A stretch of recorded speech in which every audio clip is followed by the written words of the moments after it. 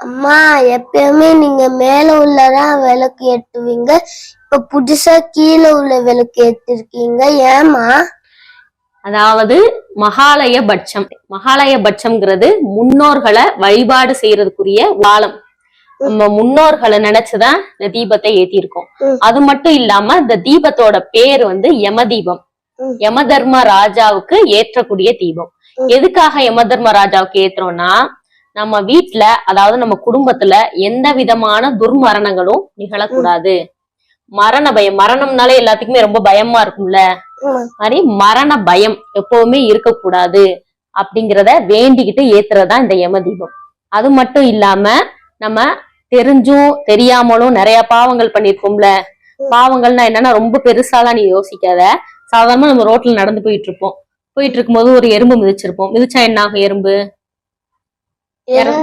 இறந்துரும். அது ஒரு பாவம் தானே, ஒரு உயிரை கொல்றது. அதனால அந்த மாதிரி தெரிஞ்சும் தெரியாமலும் செஞ்ச பாவங்களுக்கான தண்டனைய எங்களுக்கு தயவு செய்து கொடுக்காத, நாங்க தெரியாம பண்ணிட்டோம் அப்படின்னு வேண்டிக்கிறது தான் இந்த யம தீபம். இது என்னைக்குன்னா மகாபரணின்னு சொல்லுவாங்க. மகாபரணி அன்னைக்கு யம தர்மராஜா கிட்ட இந்த மாதிரி விஷயங்கள்லாம் வேண்டிக்கிட்டு ஏத்தக்கூடிய தீபம் தான் இந்த யம தீபம்.